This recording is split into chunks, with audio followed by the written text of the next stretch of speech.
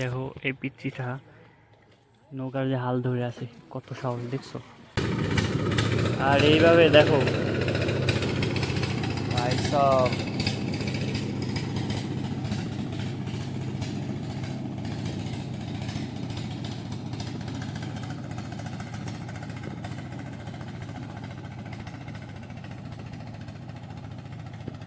একটু মনের প্রশান্তি নিতে আসি তখন কিন্তু আমি পদ্মা করে চলে আসি।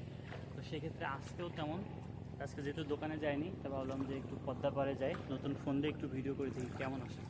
আর এখানে কিন্তু কলা গাছের যে মোচা, কলা এখানে কলার থোর, আর হচ্ছে কলা কিন্তু এখানে ধরছে। রোদের যে একটা আলো জলের পর পড়তেছে, জল কিন্তু অনেক সুন্দর লাগতেছে, ঠিক আছে, মানে সোনালি যে রোদ, এটাকেই হয়তো বা বলে।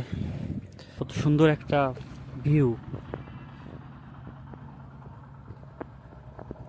এখানে কিন্তু জল কিছুটা কম, এখানে দেখছো ওইদিকে যতটা জল আছে তো এখানে তার সাথে কম। স্থানীয় যারা আছে তারা ওই পাশে যায়। আমার কাছে বেশি ভালো লাগতেছে কিন্তু পদ্মা নদীর এই ভিউটা। সূর্য ঠিক এই জায়গায় অবস্থান করতেছে, যখন অস্ত্র যাবে আরো বেশি সুন্দর লাগবে।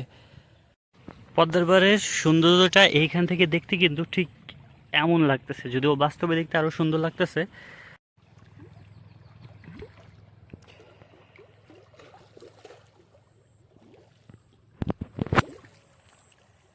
পদ্মা নদীর পাড়ে কিন্তু ছিপ ফালাইয়ে মাছ ধরার চেষ্টা করতেছে, যদি এখন জল গোলা তো এই জন্য মাছ তেমন একটা কিন্তু পায় নাই, অনেকক্ষণ ধরে এখানে মাছ মারতেছে। যতটুকু বললো যে এখনো পায় নাই, তো কি আর করার, পদ্মা নদীর মাছ বলে কথা। ছিপ ফেললাম পাইলাম তা না, ধৈর্যের ব্যাপার আছে, লাকের ব্যাপার আছে। তো নদীর ঠিক এইখানটায় প্রচণ্ড পরিমাণে কিন্তু ধার বয়ে যাইতেছে, এইখানে শব্দটা একটু শোনায়। আর যে জন্য বললাম যে এই জায়গাটা অনেক সুন্দর লাগবে।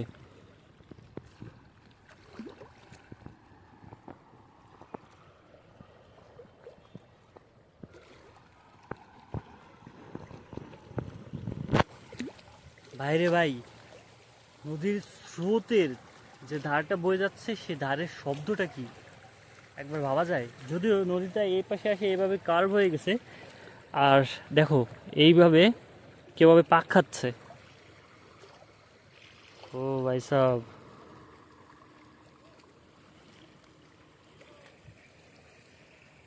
পুরা নদী কিন্তু ফাঁকা দেখছো। এ পদ্মার এক অন্যরকম রূপ।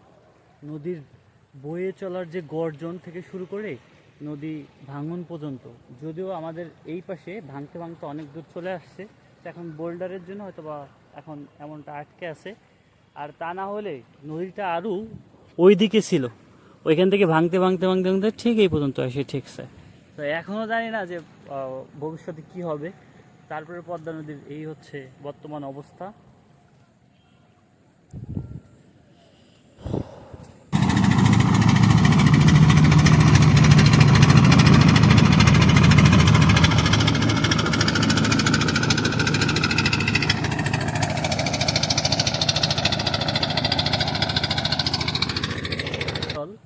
সম্পূর্ণ ভিডিওটা তোমাদের কাছে কেমন লাগলো কমেন্টে জানিও, ভালো লাগলে অবশ্যই লাইক কমেন্ট সাবস্ক্রাইব করে সাথে থাকো, কারণ daily blog, daily village live blog সেটা দেওয়ার চেষ্টা করবো তোমাদের মাঝে।